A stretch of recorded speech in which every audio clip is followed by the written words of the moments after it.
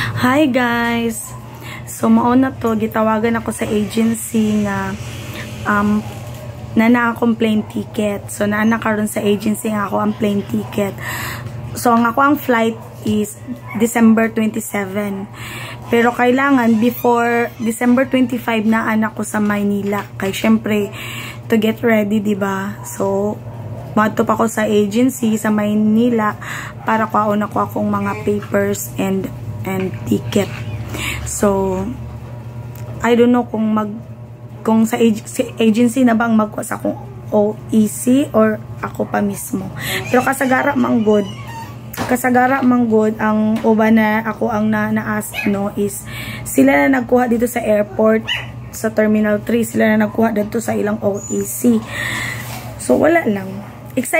Mas excited ko karon nga mularga kaysa sa before nga sobrang kuan pa to siya kanang murag heavy ang feeling ba na kuan ako kay syempre akong papa ato nga time is wala na akong papa ato nga time tas akong mama ato na time masakiton na intigulang na gyud.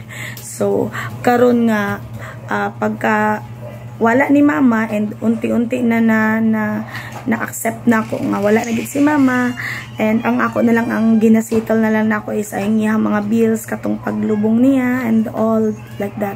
So medyo kabalo na ko kung saan ako pag-manage tanan kaysa sa before nga kailangan pa ko mag-need og help sa akong mga igsoon kung kasi mag-atiman and of course we have to give money also anak. So para pasasalamat na lang po sa igsoon na nag-atiman and so daghan gid pud kaayo problema no kay once man gud na magsakit sa family lahi ra gyud kay murag kulang ra gyud ang imong sweldo para anak. So karon nga kuan ako nang gisettle tanan and kabalo na ko kung sa akong mga bayron nun, sa akong mga obligasyon.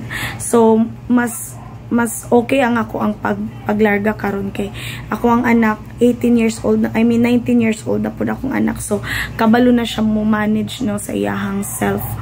Unlike before nga pagbiya na ako she's 4 years old and nimbalik ko mga 14 years old siya. So ako pag siyang giubanan din sa Pilipinas, ako pa siyang gikuan, giatiman and all.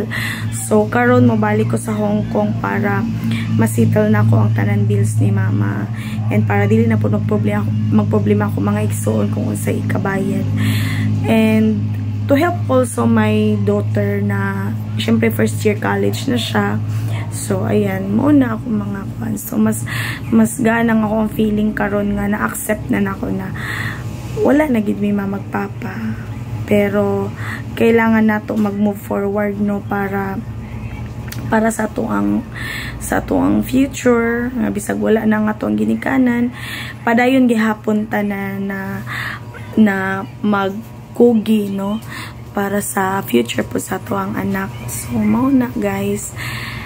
Excited ko kay makalarga na gid ko and for 3 months gid ko ato paabot guys kay nag-apply ko June, July, August, September 11 namatay si mama and then nakakuha kog employer September 24 tapos naabot ang ako ang visa October 30 and then mo na dayon to naabot din akong ticket. This week lang, naabot akong ticket. So, mo na. I'm thankful to God na gitagaan ko niya og time na matiman gid akong mama no kay before man good pagkamatay sa akong papa wala jud ko nakauli diri sa Pilipinas na ako sa Saudi ato nga time. So karon nga pasalamat ko ni Lord nga naatiman gid ako kong mama. So biskin usahay mahunaw-naan gyapon na to atong parents pero nagyapon sa ato ang kuan nga kinahanglan gid pud ta mag-move forward para sa atong anak. No, sakit mawalag mama, papa, anak. Pero kinahanglan gid pud ta na mag-strong ba na para sa atong own future na makatabang papunta sa ato ang igsuon no kay since ako man ang bunso ay nako mga igsuon kay mga idara na pud anak. So para pala sa mga nangutanan no kung po pwede ba ang first timer na 41 years old to 45 years old, pwede gid kaayo na siya. Naagid po employer na gapangita og mas mature ang edad bisag first timer ka.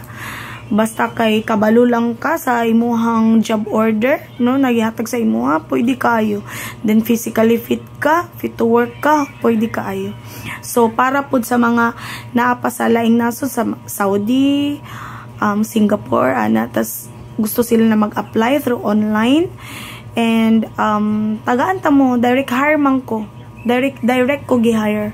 So dani sa Pilipinas, nag-message na ko daan sa ako ang agency dito sa Hong Kong, and then sila na naghanap sa ako og employer, and then nag-connecting agency po ko dari sa Pilipinas, kay kinahanglan magitag connecting agency danhi sa Pilipinas. So it's either naa kay connecting agency dari sa Cagayan and Manila, magpili na lang ka kung asa ka na branch nga magkuan.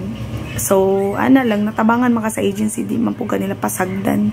Kay, ana man gid na pag-aplikante ta, ginaguide man gid ta nila kung asa ta na agency nga mas, so applicable, no? So, maora to. Thanks God, and thank you so much gid kaayo, no, na bisan usahay ra gid ko maka-upload, pero nalagya po ka pananaw. Pero pag abot ako sa Hong Kong, guys, pakitaon tamo dito sa mga view. Kay last 2018 to 2020 nga na ako sa Hong Kong, wala gi ko naka-vlog ato, kay wala ko kabalon sa ako paghimo ako ang channel. So pag abot ako sa Pilipinas year 2020, akong anak ang akong gipabot sa akong channel.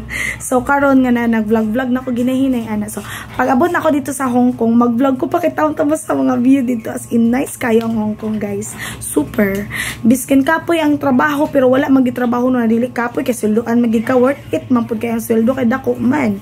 So, ang minimum wage karon is 36 to 37, okay, depende lang sa palitan. Pero, dili gina siya mo baba sa 36K. So, mo na siya, guys. So, mo lang. Thank you so much, and God bless. Hinaot na tanan na nag-apply sa Hong Kong, no? Makakita na og employer. And, unta, buutan at tanan na to maamo. So, yan lang. Tsaga-tsaga lang. Bye.